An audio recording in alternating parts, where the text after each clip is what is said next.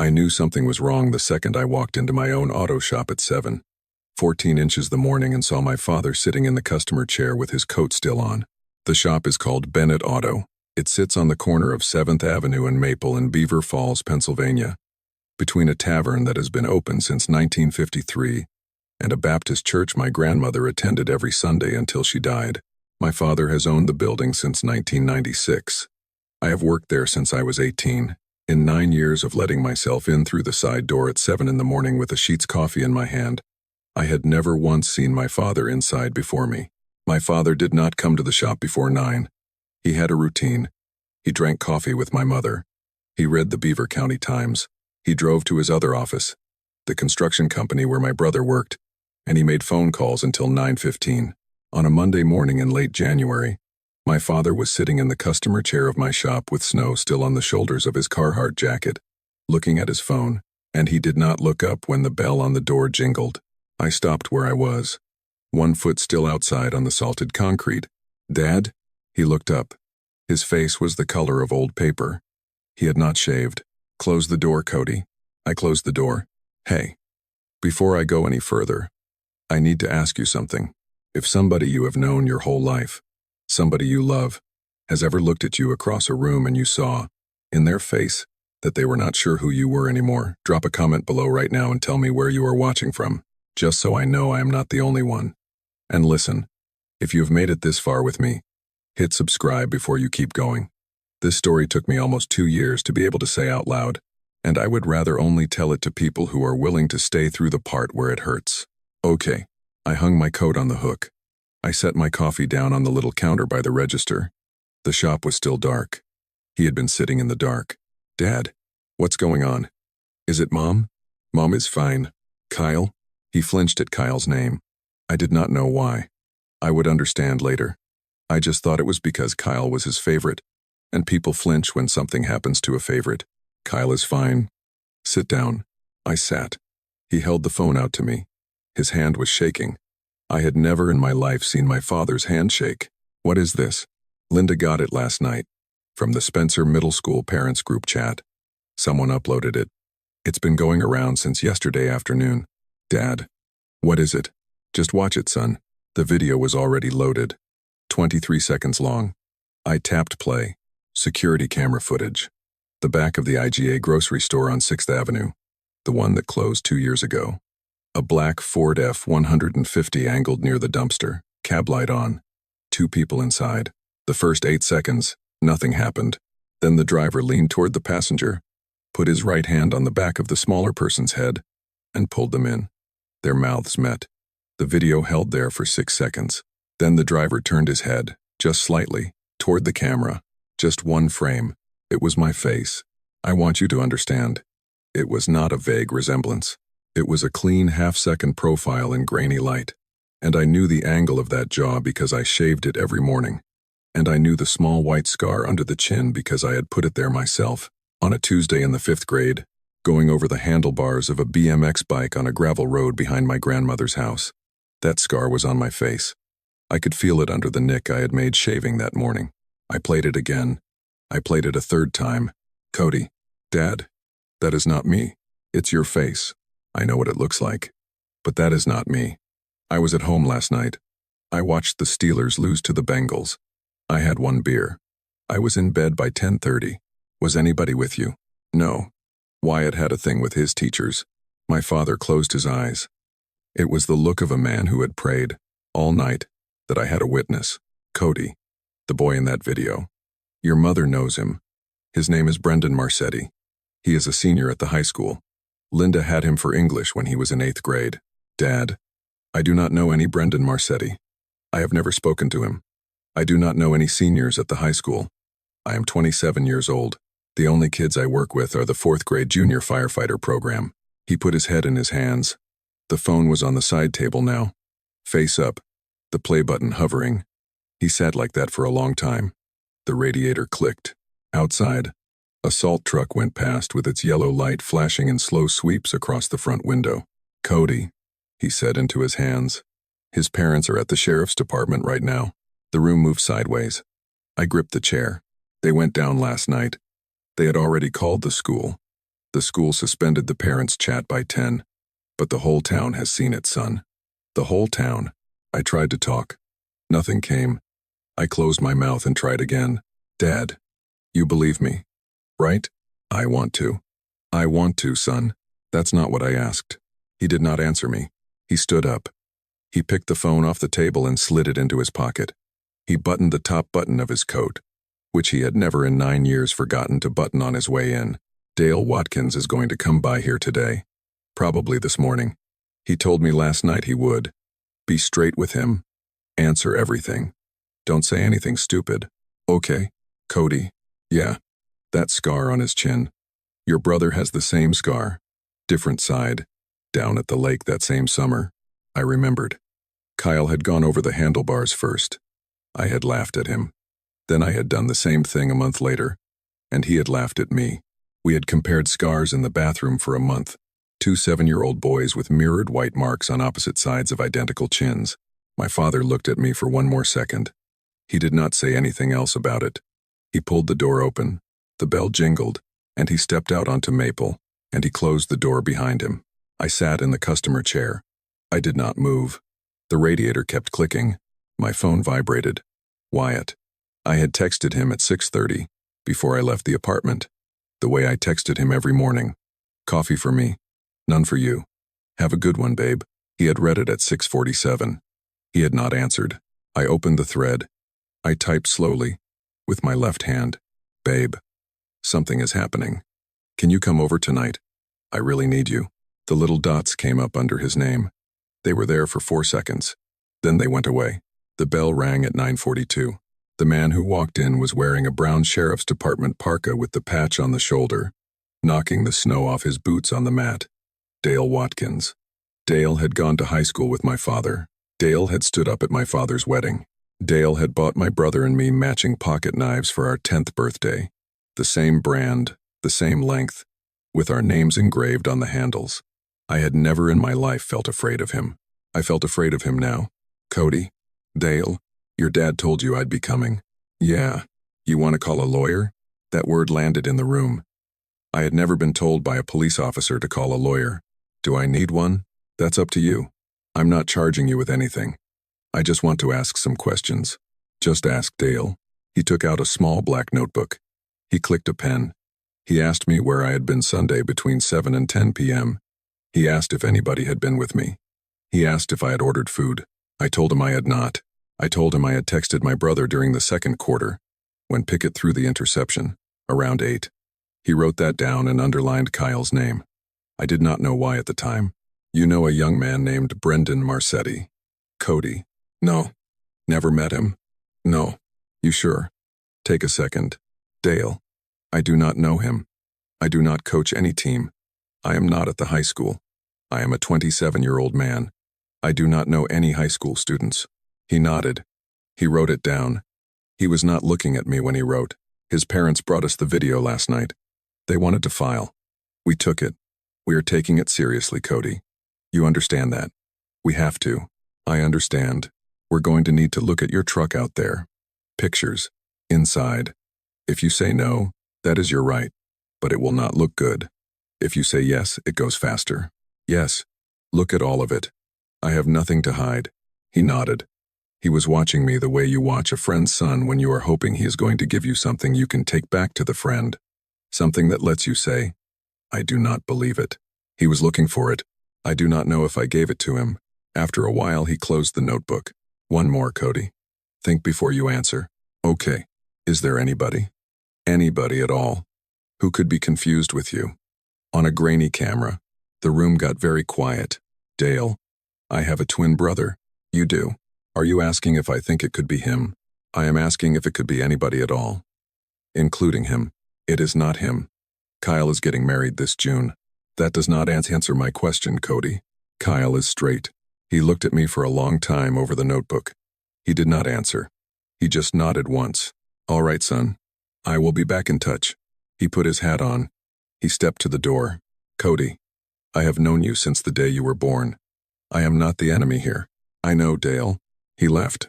Marcus's truck pulled in at 10. I heard the engine. I heard the door slam.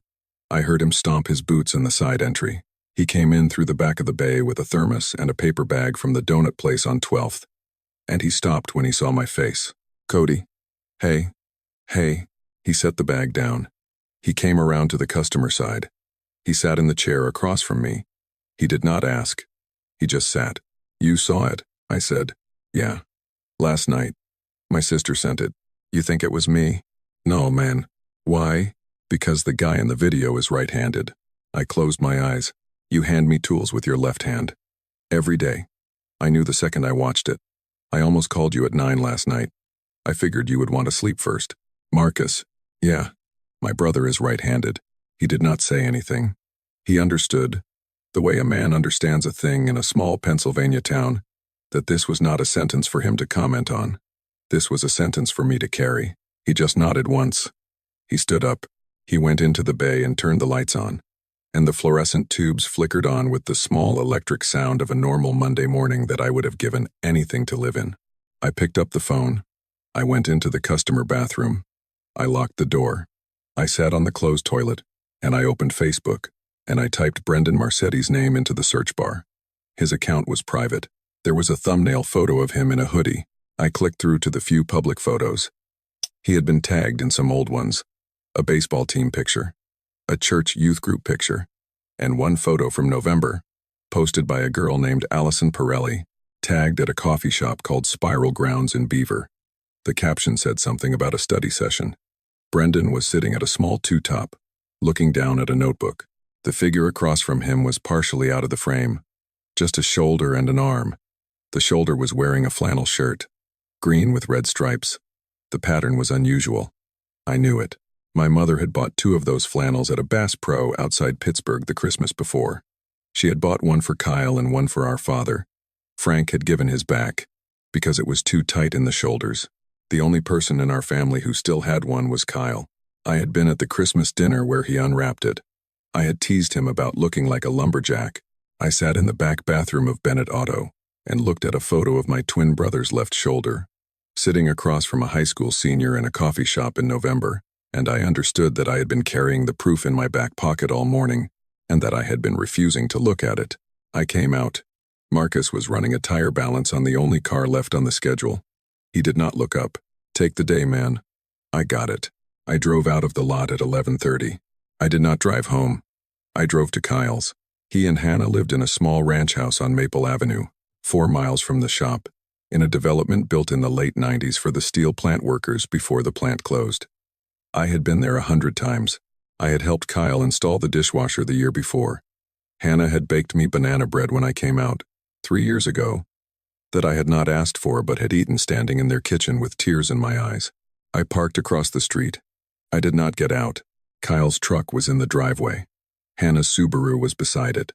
The kitchen window was lit up with the yellow square of the overhead light that everyone in town used because it cost less to run. I could see, through the window, the back of Hannah's head. She was at the sink. She was probably making coffee. She was wearing the gray pajama top with the little bunnies on the cuffs that Kyle had teased her about at Thanksgiving. I sat in the truck. I watched her move around the kitchen. I watched a hand that was not hers reach for a mug above her head.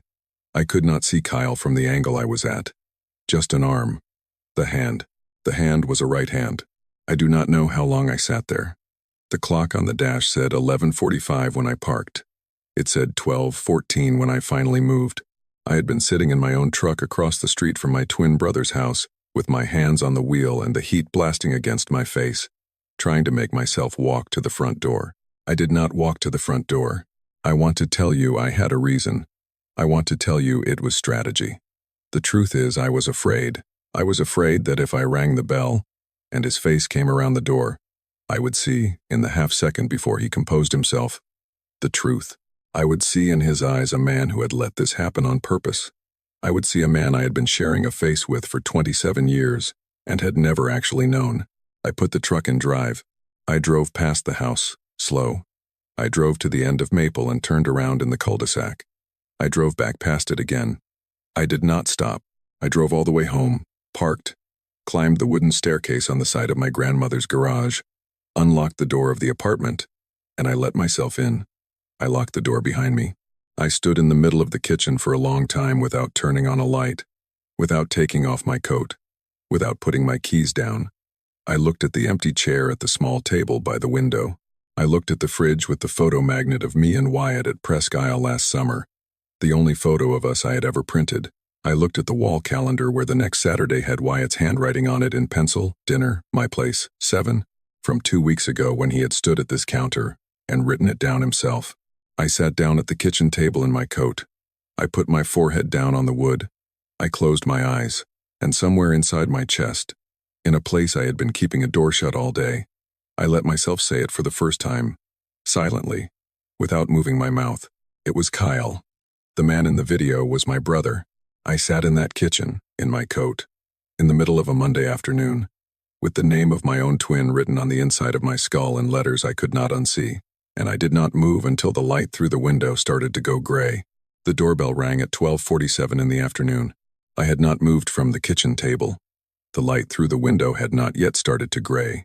My forehead was still pressed against the wood. The bell was the old tinny one from 1987, and it cut through the apartment like a fork dropped on a tile floor. I sat up slowly. I had pins and needles in one hand. I did not remember that my hand had been under my face. I went to the door. My mother was on the other side. She was wearing her teacher coat, the long navy one she had bought at a Christopher and Banks 20 years ago and refused to retire. Her keys were in her hand. She had let herself into the downstairs of the house, climbed the inside staircase, and rung the bell on the apartment door instead of using her own key, which she had, because Linda Bennett did not walk into a grown man's home without ringing first, even when the grown man was her son. Cody. Open up. I know you're in there.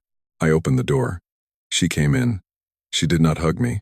She walked past me into the kitchen and sat down at the small table by the window where I had been sitting 2 seconds before. She set her purse on the floor. She kept her coat on. Sit down. I sat down across from her. The table between us was still warm from my forehead. Your father told me about this morning. Mom, let me talk first. She put her hands flat on the table. I looked at her hands. They had broken up fistfights in middle school hallways. They had held my hand all night when I was 4, and had a fever of 104. They had stayed steady through every funeral she had ever attended. They were not steady now.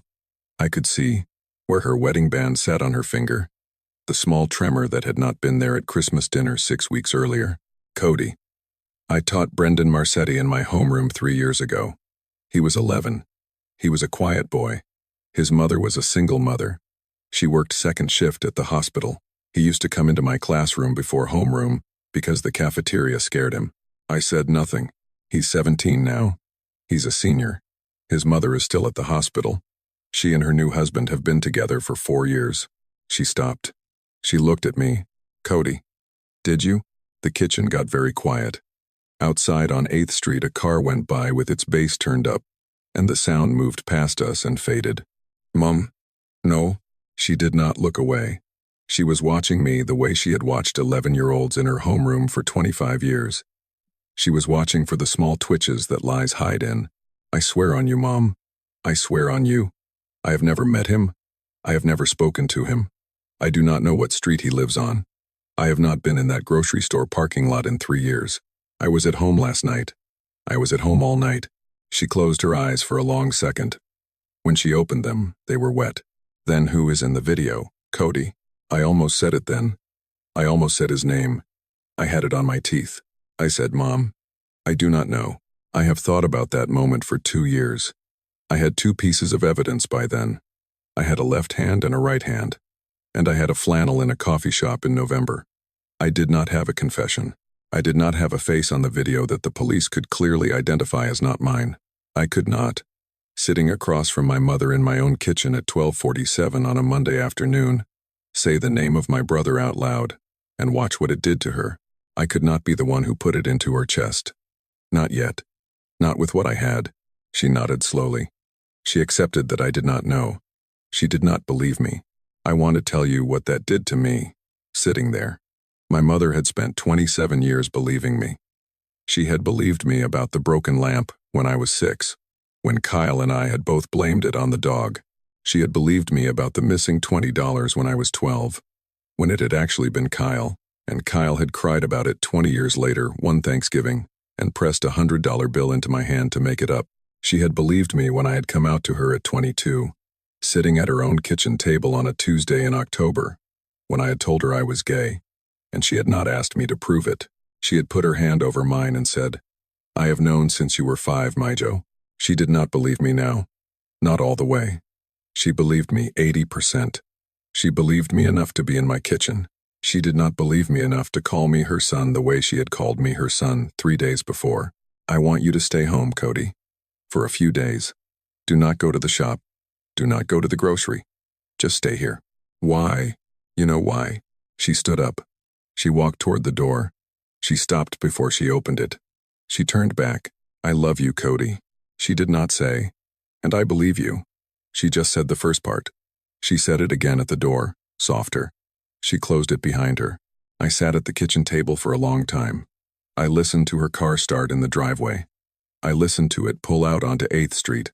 I listened to it fade. At 3 in the afternoon, my phone started lighting up. I had been ignoring it since the morning, but now it was a steady stream. Texts from people I had not heard from in years, a girl I had gone to high school with, asking me if I was okay, a boy I had played Little League baseball with at 9, sending me a Bible verse, a woman who had been my 5th grade teacher, writing only, "Cody, I am praying for your family." I did not open most of them. The ones I opened, I closed without responding. The Facebook notifications were worse. I made myself open the app once. The video had been shared 47 times. The comments on the parent chat post had been screenshotted and were now circulating on other people's walls. Disgusting. I always thought something was off about him. Pray for that boy's family. Beaver Falls is a small town and people remember. My name was misspelled in several of them. Bennett with 1 T. It did not matter. Everybody knew. I closed the app. I deleted it. At 4:45, my phone vibrated with a new text. The name at the top of the screen made my hand jerk. Wyatt. I opened it before my eyes could catch up. "Cody, I can't do this. I just transferred here. I cannot be involved in something like this, even if it is not true. And I'm so sorry to do this over text, but I can't do it in person either. Don't contact me again. I am really sorry." I read it 4 times. "I want you to understand something. Wyatt and I had been together for 6 months. He had moved to Beaver Falls in July from Philadelphia to teach physical education at the high school. He had walked into my shop in August for an oil change, and we had ended up sitting on my tailgate in the back lot for an hour, talking about Philly cheesesteaks and the Penguins. We had been quiet because we were both new to being seen as a couple, and because I had not yet told my family I was dating anyone, and because he had just moved to a town where his job depended on parents not deciding too much about him in his first year. We had met at my apartment, mostly. We had cooked together. He had a key. He had used it 3 times. He had a toothbrush in my bathroom in a small ceramic cup I had bought specifically for it. He had not called me. He had not driven to my apartment. He had not asked me what had happened. He had read a parent group chat from a school where he had worked for 6 months, and he had decided. I did not type back. I did not have words. I set the phone face down on the kitchen counter. I went into the bathroom. I stood at the sink and I looked at his toothbrush in the ceramic cup. I picked it up. I put it in the small trash can under the sink. I picked up the trash can. I walked it down the inside stairs and out to the bin in the side yard. In my socks. In January. In 20 degrees. I dumped it. I came back upstairs. I went to bed at 8 in the evening, fully dressed. And I lay on my back and I stared at the ceiling. And at 3 in the morning I sat up and I opened my laptop. I had been telling myself all day that I needed more than the flannel. I needed something I could hold up to Kyle's face and not let him talk his way around. I went back to Allison Pirelli's Facebook. I scrolled deeper into her tagged photos. There were a lot. Allison Pirelli was a girl who lived on her phone. She had been at every party in Beaver County since she was 15. I scrolled past Halloween, past homecoming, past the football team. I scrolled back to October, September, August. I scrolled back to the previous summer. There, a picture from a Memorial Day cookout, tagged at a house in Beaver, not far from the coffee shop. Brendan was in the picture, leaning against a fence with a red plastic cup. Behind him, 3 figures stood at a grill. The 3rd figure, half in shadow, had turned his face toward the camera at the exact moment the shutter went off. He had not been the subject of the picture. He had not been intended. He was a face in the background, blurred just slightly, half lit by the late afternoon sun. It was Kyle. Unmistakably. Same scar, opposite side. Same haircut he had been wearing in May. The shirt was a Steelers t-shirt I had given him for his 30th birthday in March. I closed the laptop. I lay back down. I did not sleep. Tuesday morning, my father came to the shop at 10. I was already there. I had been there since 7:30. I had not been able to stay in the apartment any longer. Marcus had let me in and asked nothing, and I had started changing the oil on his own truck because there was no other work and I needed my hands moving. My father did not sit down in the customer chair this time.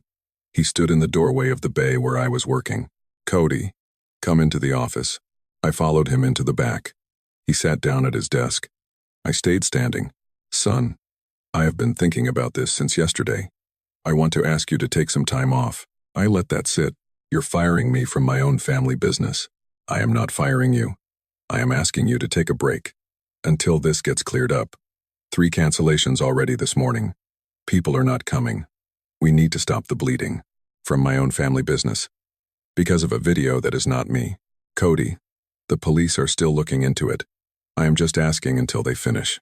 "Dad, what?" "Look me in the eye and tell me you believe me." He looked at his desk. "I want to. That is not what I asked." He did not answer. He did not look up. I could have stood there for another hour, and he would not have looked up. I took the navy work jacket off. I folded it. I set it on the corner of his desk. I unhooked the shop keys from my key ring. I set them on top of the jacket. I walked out of the office and through the bay. Marcus was watching me without pretending not to. "You are in charge of the shop. Until further notice." "Cody, I'll call you Marcus." He nodded once. I drove out of the lot. I sat in the parking lot of my grandmother's garage for 10 minutes without getting out. Then I started the truck again and drove back across town to Maple Avenue. I parked across the street from Kyle's house. Hannah's Subaru was not in the driveway. I sat for a minute. Then I got out. I walked across the street. I walked up the driveway. I rang the bell. Kyle opened the door. He was wearing the gray Penn State sweatshirt and a pair of joggers. His hair was sticking up on one side. He had a cup of coffee in his hand. He saw me and his face moved through 3 expressions in maybe half a second. Surprise. Recognition. Something that was the closest thing I have ever seen on a human face to a dog that knows it has been caught. "Cody. Hey. Come in." "Where is Hannah?" "At the gym." "Where can we talk?" "The garage." I followed him through the house and into the attached garage. He hit the door button on the wall and the inside door closed behind us with the small sucking sound of weather stripping. The garage was cold. He switched on a small space heater in the corner with his foot. He turned around. He set the coffee down on a workbench. "Cody, listen. I have been trying to figure out how to call you." "Stop." "What?" "Stop talking. Just stop talking for a minute." He stopped. I took my phone out of my back pocket. I opened the video. I held the screen up to him. "It's you, Cody, in this video. It is not me. It is you." He laughed. A small, uneven laugh that did not commit to itself. "Cody. Bro. What are you? You are right-handed. I am left-handed. The man in the video pulls that boy's head toward him with his right hand. I am the only person in our family who is left-handed. I have always been the only one." He did not say anything. He was looking at the phone. He was not looking at me. I swiped to Facebook. I opened the photo from November. I held the phone up again. "That is your flannel. The one Mom got you last Christmas. You are sitting across from Brendan Marcetti at Spiral Grounds in Beaver in November." I swiped to the second photo. The Memorial Day cookout. "This is you in May. Brendan is in this one too. Different shirt. Same boy." I lowered the phone. "Kyle. How long?" He sat down on a small folding camp chair next to the workbench. He set his face in his hands. "Cody. How long, Kyle?" 6 months. I had thought I was prepared to hear it. I want you to know I was not prepared to hear it. The world tilted under my work boots. I put one hand on the workbench to steady myself. "He is 17. I know. He is a child, Kyle. He is not a child, Cody. He is going to college next year. He turns 18 in. He is a child." I waited until he stopped trying to finish that sentence. He stopped. "You let them think it was me." He was crying now, not theatrically. two thin lines down his face, while he sat on a camp chair in his own garage and stared at the concrete floor between his sneakers. I panicked. The video came out on Sunday and I saw it the same time everybody else did. I saw it in the parent chat. Hannah was sitting next to me. She looked at it and she said, "Oh my God, that looks like Cody." And everyone in the chat was saying it. And I did not say anything. I did not say a word. I sat there and I let her think it was you. And I went into the bathroom and I locked the door and I threw up. You let her think it was me. For how long? Since Sunday? Since Sunday. Today is Tuesday, Kyle. He nodded into his hands. Mom looked at me yesterday like I was a stranger. Dad asked me to take time off from the shop this morning. Wyatt left me. The whole town thinks I groomed a kid. They think I am a man who groomed a child. The whole town. I know. When were you going to say something? Today? Tomorrow? After I lost everything? I don't know. Were you ever going to? The garage was very quiet. The space heater clicked over to its second cycle. Cody. Hannah and I are getting married in June. I have my job at Dad's company. Dad has put the house in my name for the wedding. If I tell them I lose all of it, you should have thought of that before you slept with a 17-year-old Kyle. I know. You used me as a cover for 6 months. And now you are using me as a sacrifice. That is not what it is exactly what you did. I came out 5 years ago. I am already the gay one. So what is a little more on top of that? Right? Just give the town a little more reason to talk about Cody. It is not going to ruin Cody, because Cody has already been a little bit ruined for them since 2019. He did not say anything. I heard the inside door of the garage open behind me. Hannah was standing there in a sports bra and gym leggings, her hair in a ponytail, a water bottle in her hand. She must have come in through the front while we were in the garage. She had not heard the engine of her Subaru pull in over the space heater and the conversation. She was looking at the two of us, her fiancé crying on a camp chair, me standing over him with my phone in my hand, and her face was the face of a woman who had walked into the wrong room. Kyle? Neither of us said anything. Cody? What's going on? I looked at Kyle. He was looking at the floor. He was not going to speak. I looked at Hannah. I'll let your fiancé tell you, Hannah. I walked past her, through the kitchen of their small ranch house on Maple Avenue, past the framed engagement photo from Raccoon Creek State Park on the wall by the front door, where they were holding hands and laughing at something the photographer had said. I let myself out the front door. I closed it gently behind me. I got into my truck. I sat in the driver's seat for a minute. Then I started the engine, and I pulled away from the curb, and I did not look back at the house in the rear view, and I drove to the end of Maple Avenue and out of the development and onto Route 18, headed east, with no destination in my head except away from my own block. I drove east on Route 18 for almost 2 hours. I did not pick a destination. I just drove. The road runs out of Beaver Falls and through Chippewa, and then climbs up through a stretch of farmland and small Pennsylvania towns whose names I had known my whole life but had never had any reason to stop in. New Galilee, Darlington. Then it crosses into Ohio for a few miles and comes back. The sky was the color of dirty paper. There was salt on the road, and the salt was throwing white spray onto my windshield every time a truck passed me going the other direction. I had the heat on too high. I had the radio off. I had both hands on the wheel, and I was holding it the way you hold the railing of a porch in a storm, gripping for the sake of gripping. I stopped at a diner about an hour and a half outside of town. It was called Marv's. I had never been there. The parking lot was almost empty. A snowplow was parked at the far edge. I went inside. A waitress in her 60s showed me to a booth without asking. She brought me a mug of coffee without asking. She left me alone, which was the kindest thing anyone had done for me in 3 days. I sat in that booth for 45 minutes. I did not order food. I drank 2 refills of the coffee. I looked at the salt stains on my work boots. I tried to think about what Kyle was doing right then, in his kitchen, with Hannah. I tried not to think about it. I failed both ways. At some point, I took my phone out of my pocket. I opened my contacts. I scrolled down past the names of people who had not called me in 2 days. Past my mother. Past my father. Past Marcus. Past Wyatt, whose name I had not yet had the strength to delete. All the way down to a name I had been carrying in my phone for 20 years. Aunt Pauline. Aunt Pauline was my mother's older sister. She lived in Pittsburgh, in a row house in Lawrenceville she had bought in 1991 for $34,000. She had been a hairdresser her entire working life. She had been married once, briefly, in the 80s, and had not done it again. She had no children. She had been at every one of my birthdays since I was born, and at every one of Kyle's, and she had been the only adult at any of those birthdays who had ever once asked me, when I was 12, whether I was okay, and meant it.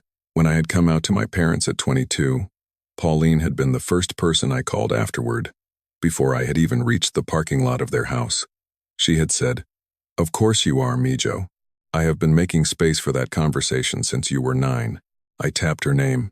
I put the phone to my ear. She picked up on the second ring. "Cody. My God. I have been hoping you would call me. Pauline, are you sitting down? Honey. Talk to me." I closed my eyes. The waitress walked past my booth and looked at me and kept walking. "It was Kyle," I said. The whole time. "It was Kyle." There was a silence on the line. 3 seconds. 4. Then she said, very softly, "Oh my God. He told me an hour ago. In his garage. He has been seeing Brendan Marcetti for 6 months. When the video came out, he let everybody think it was me. He let Hannah think it was me. He let Mom and Dad think it was me. He let me lose Wyatt. He let me lose the shop. He sat in his kitchen for 2 days and ate dinner with his fiancée and watched me get destroyed in real time." She was quiet again. I could hear her breathing. "Cody," she said, "where are you right now?" "A diner outside Darlington. You come home. You come to me. Tonight. You do not go back to that apartment tonight. You do not go back to that town tonight. You come to my house. Pauline, do not argue with me, Cody. I have a guest room. I have it made up. I always have it made up. I have had it made up for 20 years for this exact situation, and I do not care if you have ever noticed." He says he will tell them. Tomorrow morning. I gave him until 9. Will he? I don't know. Then you do this. You drive home to your apartment. You pack a bag with enough for 2 weeks. And you drive to me tonight. Whatever happens at 9 in the morning tomorrow happens with you in my kitchen drinking coffee, not in that house listening to your father's heartbreak for the first time in his life. Do you hear me? I did not answer right away. "Cody, do you hear me?" "Yeah, Pauline. I hear you. Drive carefully. The roads are bad. I will leave the porch light on." She hung up before I could say anything else. I sat in the booth for 1 more minute. The waitress came by with the pot of coffee. I held my hand over the mug. She nodded. She left a check, which I had not asked for. It was for $3.40. I left a 20 under it. I drove back to Beaver Falls. The light was already starting to go gray by the time I crossed the bridge into town. I did not drive past my parents' house. I did not drive past the shop. I drove straight to my grandmother's garage and I went up the wooden staircase on the side and I let myself into the apartment. And I did the thing I had been avoiding doing all day. I went into my bedroom. I pulled my duffel out of the closet. I started packing. I packed 2 weeks of work clothes. I packed my warmest sweater. I packed the framed photograph of my parents on their wedding day, the one that had been on my dresser since I had moved in. I packed the small wooden box of letters from my grandmother that she had written me while I was in trade school. I packed the photograph of Kyle and me at 6 years old, both of us missing our front teeth, on a tricycle in our parents' driveway, because I could not bring myself to leave it behind even though I did not know why I wanted to take it. I packed the toolbox my father had given me when I had turned 18 and started full-time at the shop. I looked at the small ceramic cup on the bathroom sink where Wyatt's toothbrush had been the day before. The trash can was still empty under the sink. I had not put a new bag in. I closed the bathroom door. I went to bed at 9. I set my alarm for 6:30. I slept badly. The way you sleep when you have been holding your jaw tight for 16 hours and even unconsciousness cannot make it let go. At 6:30 in the morning, my alarm went off. I got up. I made coffee. I sat at the kitchen table by the window, and I drank 1 cup. I packed the duffel into the truck. I climbed down the stairs at 7:15 and I drove the 3/4 of a mile across town to my parents' house. The streetlights on 8th were still on. The sun had not yet come up. I parked in front of the house. Kyle's truck was already there. The sheriff's department cruiser was parked behind it. Dale Watkins's cruiser. The light in the kitchen was on. The whole house was lit up at 7:30 in the morning in a way it had not been lit up since the day my grandmother died. I sat in the truck for a minute. I had been gripping the wheel again. I uncurled my hands. I got out. I walked up the front walk. I did not knock. I opened the door. The kitchen was at the back of the house. I could hear voices from where I stood in the foyer. My father's voice, Dale's voice, Hannah's voice, broken and unsteady, crying. I could not yet hear Kyle. I walked through the living room. I walked past the photograph of Kyle and me in our Little League uniforms on the wall, the one taken when we were 9, where we are standing on the dugout steps with our arms around each other's shoulders. I walked into the kitchen. They were all there. My father at the head of the table, my mother in her bathrobe, Hannah in workout clothes she had probably slept in, her face raw, Dale Watkins in his sheriff's uniform, his hat on the table in front of him, Kyle in the same gray Penn State sweatshirt he had been wearing in his garage the morning before, sitting at the corner of the table with both his hands flat on the wood. He was not crying.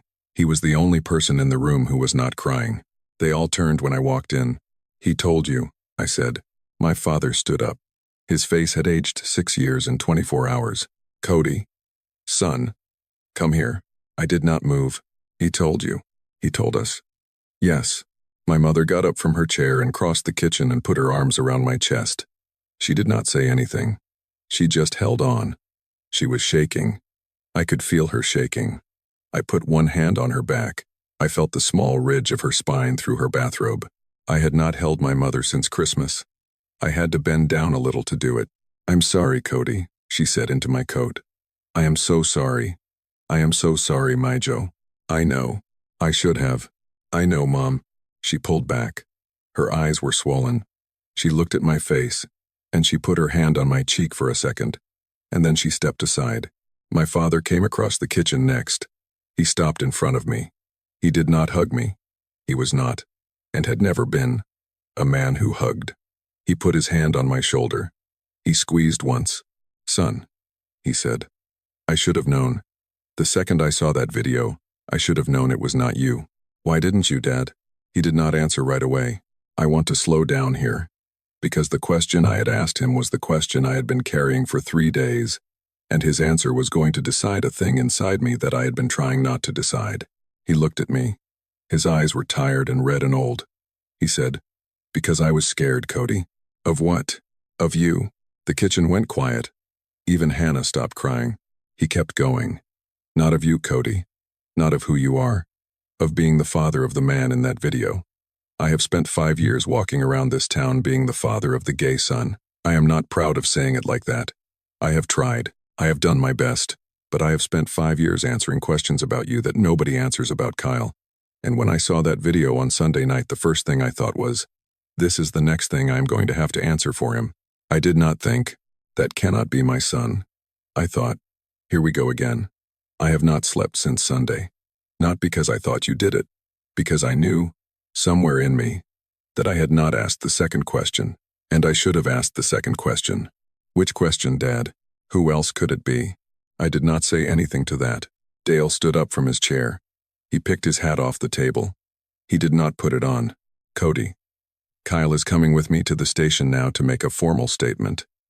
We are going to release a public clarification within 24 hours that the man in the video is not you. We are going to release your name from the investigation as of right now. Kyle is being charged. I am sorry, son. I am sorry it took us this long. Thank you, Dale." He nodded. He turned to my brother. "Kyle, let's go." Kyle stood up. He moved like a man who had been hit by a small, slow car. He did not look at Hannah. He did not look at our mother. He picked his coat off the back of his chair. He walked across the kitchen toward the door. When he passed me, he stopped. He stood about a foot away from me. He looked at the floor. "Cody?" I did not answer. "Solde. Don't. I am going to spend the rest of my life trying to. I am not asking you to." He nodded once. He did not look up. He walked past me. Dale followed. The front door opened and closed, and the room held still for a second after. The way a room holds still after someone has fallen down inside of it. Hannah was the next to come over. She stopped a few feet from me. Her eyes were puffy and her ponytail was sliding loose. She had a cup of coffee in one hand that she had not been drinking. "Cody, I am so sorry. I had no idea. Hannah, you do not have to apologize. None of this is your fault." He sat next to me on Sunday night. He looked at that video with me. He said she stopped. Her chin went. He said, "That looks like your brother-in-law." He said it in that voice he uses, the casual one. And I believed him. I believed him for 2 days. I have been praying for you for 2 days, Cody. I have been telling Kyle we needed to call you and check on you. And he kept saying, give him space. Han, this is hard for him. And Hannah. She stopped. I know. She closed her eyes. 2 tears came down. She did not wipe them. After a moment, she set the coffee cup down on the counter and she walked across the kitchen and she put her arms around me. She was small. She fit under my chin. She held on the way my mother had held on, but tighter, the way a woman holds on when she is discovered, all at once, that her whole life is a thing she is going to have to take apart and look at piece by piece. I'm going home, she said into my coat. I do not know what is next, but I am going to be okay. I want you to know that I have my mother. I have my sister. I am going to be okay. I know you are, Hannah. She pulled back. She picked up the coffee cup again. She did not drink from it. She walked out of the kitchen, through the living room, out the front door. The bell over the storm door clanked once and was quiet. That left the 3 of us. My father, my mother, me. We stood in the kitchen of the house I had grown up in. The morning sun had cleared the row of houses across the street, and the light was coming in flat and gold through the window over the sink. It was the same kitchen, the same wallpaper, the same small chip in the linoleum near the stove that had been there since I was 8 years old, the same refrigerator with the magnets from places we had been on vacation. I had stood in this kitchen at 9 in the morning 1,000 times in my life. I had never, until that moment, felt like a guest. My father put both his hands on the back of a chair. He looked at me across the table. Cody, sit down a minute. I have to go, Dad. My mother turned. Cody. No, you just got here. Stay. Have breakfast. We will figure this out. We will fix it. As a family, I looked at my mother in her bathrobe in the kitchen where she had raised me. I looked at my father with his hands on the back of a chair he had paid for in 1991. I looked at the photographs of my brother and me on the refrigerator. 2 boys on a tricycle. 2 boys in Little League uniforms. 2 boys in graduation caps. 27 years of 2 boys with the same face, photographed and framed and stuck under magnets, by parents who had not, when it had finally mattered, been able to tell us apart. I am going to Pittsburgh, Mom, I said. Pauline's.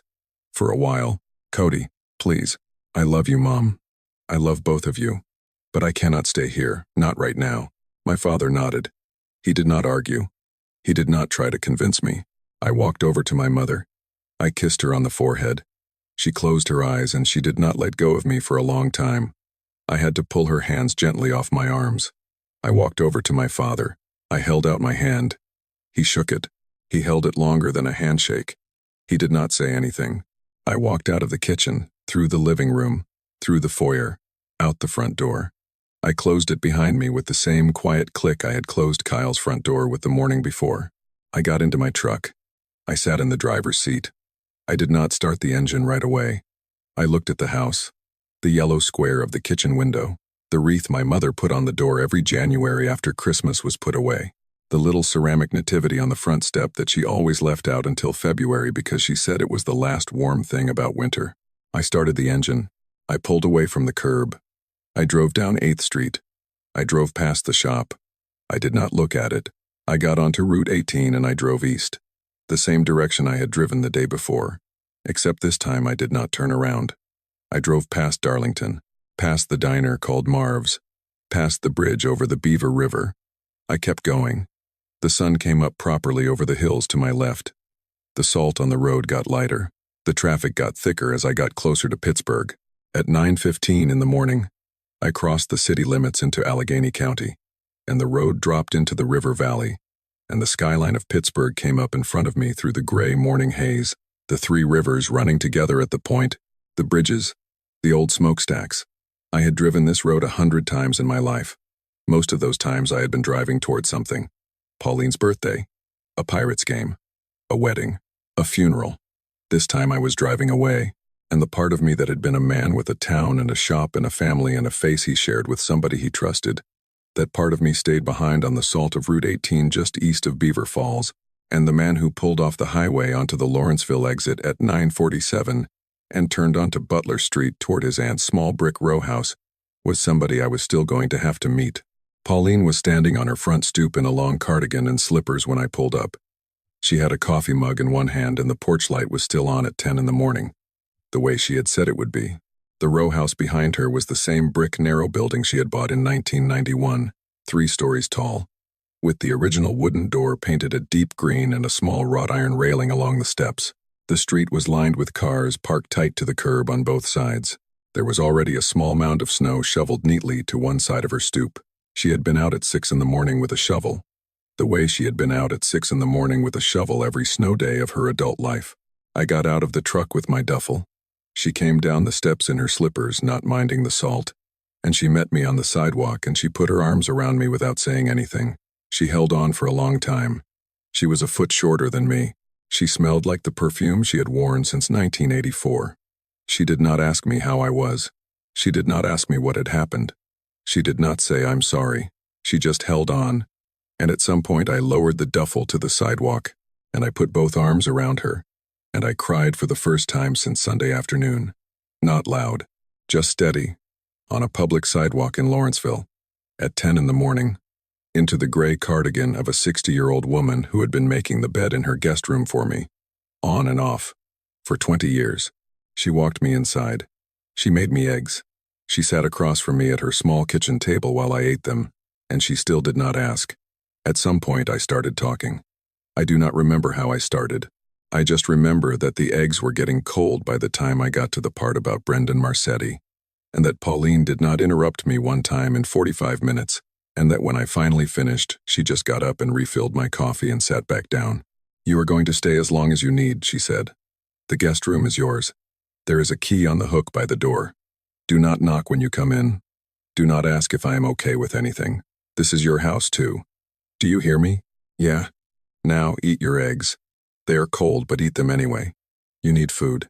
I stayed in Pauline's guest room for 2 months. For the first 3 weeks, I barely left the house. I slept until 10 or 11 in the morning. I drank her coffee. I sat on her small back porch in the cold afternoons with a blanket around my shoulders and watched the alley behind her house, where a tabby cat named Carmine that did not belong to anyone in particular came by every day at 3 for the food she put out. I did not look at Facebook. I had deleted the app from my phone. But Pauline had a niece in Beaver Falls who texted her things. The clarification from the sheriff's department came on Thursday, 2 days after I got to Pittsburgh. The video that had been circulating was officially identified as not me. Charges were filed against Kyle. The story made the Beaver County Times. The story made the Pittsburgh Post-Gazette. The story did not, thank God, make any of the national chains. Wyatt texted me on Friday. "Cody, I owe you a huge apology. Can we talk?" I read it. I did not answer. I have not answered him to this day. My father called me on the following Monday. The call lasted 7 minutes. He did not ask me to come home. He asked me how I was sleeping. He told me Marcus had taken over the shop and was running it well. He told me there had been a few cancellations the first week, but business had started picking back up. He told me Hannah had moved back in with her parents in Hopewell, and that she had asked him to tell me she was praying for me. He did not ask if I was praying for her. He knew I would, on my own. He told me he loved me. He had not, that I could remember, told me he loved me on a phone before in his life. He had said it in person, once, after my grandmother's funeral, in the parking lot of the church. The phone version sounded the same, just rougher. I said I loved him too. I started looking for work in February. Pauline had a neighbor whose cousin owned a small Italian-American auto shop in East Liberty, a man named Dominic Renzulli, who was 62 and ran the place out of an old former gas station with 2 bays and a coffee maker that had been there since the 80s. Pauline arranged the introduction. I drove over on a Tuesday morning in the middle of February. Dominic was in coveralls, working on a Lincoln Town car. He looked at me. He looked at my hands. He asked me to show him how I held a torque wrench. I picked one up off his bench with my left hand. He nodded. He told me he had been looking for somebody for 2 months, and that the kid he had hired in December had stolen $400 and disappeared. He told me he did not care where I had come from or what had happened in my life last month. He said, "I care that you show up at 7 and that you fix the cars right. Yes or no?" I said yes. He shook my hand. He told me to start the following Monday. I moved out of Pauline's guest room at the end of March.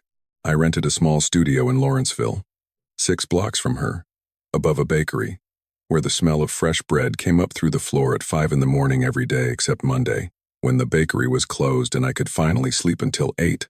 The studio was 400 square feet. I had room for a bed, a couch, a small table, and the toolbox my father had given me for my 18th birthday. I bought a houseplant. I named it Mary, after my grandmother. I did not, that whole spring, hang any photographs. Frank and Linda came to visit me in May. They drove down on a Sunday. Pauline had set it up. I met them at her house. The four of us had lunch in her dining room. Pauline made meatballs. My mother cried when she saw me, but she did not collapse, the way I had been afraid she would. She had lost weight. My father had not. The conversation was careful for the first 30 minutes and then it loosened up, the way conversations do over food and over time. My mother asked about Dominic and the shop. My father asked about the studio. They asked about my neighbors. They asked if I was eating. They did not ask when I was coming home. I appreciated that. They asked when I would let them come back. I said in a few months. They left at 4. I watched them drive away from Pauline's front window and I felt, for the first time, that I had a family again. They came every month after that. Kyle pled guilty in June. He took a plea deal. He got 18 months in a state correctional facility outside Pittsburgh, the same one that comes up if you search Allegheny County men's facilities, which I had not, that summer, started to do yet. Brendan Marcetti and his family, I learned later from a small article in the Times, had moved to Cleveland to be with his mother's family. He was going to start college somewhere in Ohio in the fall. I do not know if he was okay. I hope he was. I think about him sometimes. My father came to Pittsburgh alone in August. He drove down on a Saturday morning. He did not call ahead. He showed up at my studio at 11, wearing his old Steelers cap and his Carhartt, and he asked me if I wanted to go to lunch. We went to a diner in Lawrenceville called DeLuca's. We ate omelets. He told me he had been going to a counselor. He said it the way men of his generation say, counselor, slowly, like the word was something he was carrying with tongs. He told me he was working on it. He told me he had been wrong, on that Monday morning in the shop, not to look me in the eye when I had asked him if he believed me. He told me he had been carrying that morning around with him for 7 months. He said he was going to keep carrying it. He said he was sorry. He did not say it the way men of his generation usually say sorry. He said it like a man who had decided to. I told him I knew. I told him it was going to take time. I told him I loved him. I told him I was not coming home yet. He nodded. He did not push. Hannah and I stayed in touch. She sent me a Christmas card my first Christmas in Pittsburgh, with a photograph of her standing in front of a Christmas tree at her parents' house in Hopewell. She did not write much. Just, thinking of you, Cody. Hannah. I sent her one back the following year, with a photograph of Mary the houseplant standing in my studio window with a small string of lights I had bought from the Dollar Tree. She sent me one back the year after that. We never spoke on the phone. We did not have to. The cards were enough. They were a small annual thing between two people who had been broken by the same man and were not going to forget about each other because of it. I met Andre in October, 14 months after I had left Beaver Falls. He was 30 years old. He was a nurse in the cardiac unit at UPMC Shadyside. We met in line at a coffee shop on Penn Avenue, a place called Espresso a Mano, where I had gotten in the habit of stopping for a Sunday morning paper and a flat white. He was in front of me. He turned around to comment on the slowness of the line, and his eyes were dark brown and tired, in a particular way that I would later learn was the kind of tired you get from working nights for 10 years. And he had a kind face, and he laughed easily, and he asked me, without making a big deal of it, if I wanted to share his table, because all the other ones were taken. We talked for an hour over coffee that morning. I did not tell him most of my story. I told him I was a mechanic. I told him I had grown up an hour northwest and had moved to the city the year before. I told him about Mary the houseplant. He told me about his Yorkie named Bingo, who was 12 and had cataracts. He gave me his number when we got up to leave. He did not push for mine. I texted him a week later. We had coffee again. Then again.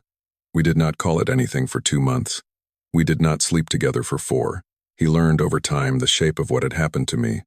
He did not flinch. He did not need details. He understood, the way certain people do without having to be taught, that some things you do not unfold all at once. You unfold them in pieces, slowly, over a long time. Only when somebody has shown you that they are going to be there for the next piece. We have been together for 14 months now. He has a key to my studio. I have a key to his place in Squirrel Hill. We are not engaged. We are not living together. We are taking it the way we are taking it. Bingo the Yorkie loves me more than he loves Andre, which Andre pretends to resent. I have not seen Kyle. He has written me 4 letters. The first one came the November after I moved. I did not open it. I put it in a drawer. The second came in February. The third came that summer. The fourth came this past Christmas. They are all still in the drawer. I do not know if I will ever open them. Pauline says I do not have to decide. Andre says the same. My therapist, a woman named Ruth who I have seen every other Wednesday for almost 2 years, says the same. Nobody is making me decide. The letters are in a drawer. He is being released next spring. I do not know where he will go.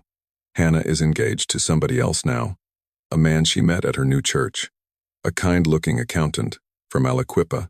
She sent me a card this past summer telling me. I sent her one back saying I was happy for her. I meant it. I am 30 years old now. I live in a small studio above a bakery in Lawrenceville. I work at Dominic's 6 days a week. He pays me well. He has started talking, this past month, about retiring in a few years and selling the shop, and about how he would consider me as a buyer if I wanted. I am thinking about it. I have started saving. Andre has not pushed. Andre has just listened.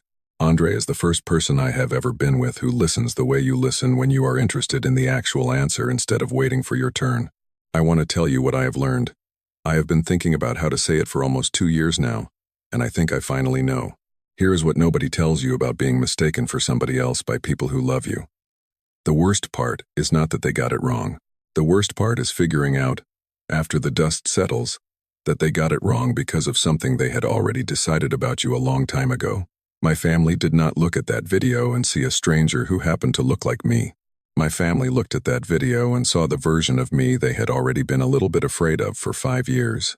My father did not lie when he told me he had been scared of being the father of the man in that video. He had been scared of that since the night I had come out, sitting at his kitchen table in 2019, and he had finally been honest about it on a Wednesday morning in February, in the only kitchen I had ever called home. I respect him for that. It took everything he had.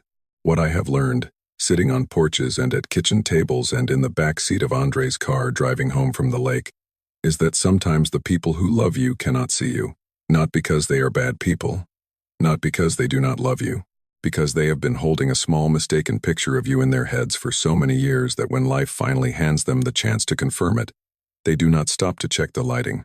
The work, I think, is to figure out which of the people who love you can adjust the picture, and which of them cannot.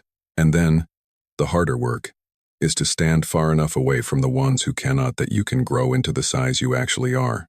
My parents, it turns out, can adjust. Pauline never had to. Hannah, in the wreckage of her own life, adjusted faster than anybody.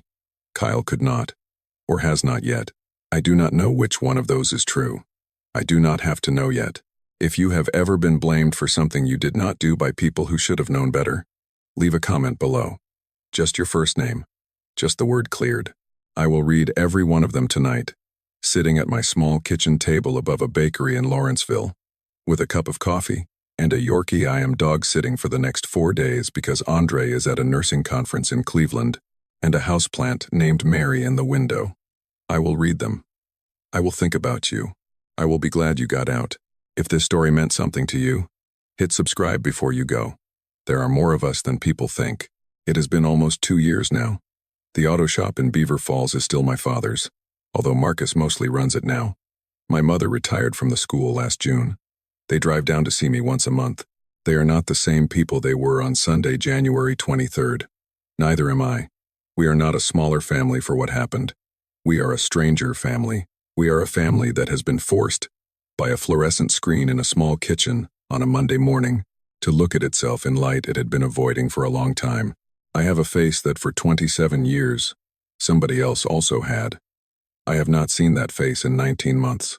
The next time I see it, if I ever do, it will be on a different man than the one who used to share it with me. I do not know if I will be ready when that day comes. I do not know if I will agree to it. I only know that for the first time in my life, the face in my bathroom mirror in the morning is the only face wearing it, and that, after a long time of sharing one with somebody who used it against me, is a kind of freedom I had not known I was allowed to have. It cost me my hometown to get it. Most days now, I think it was fair.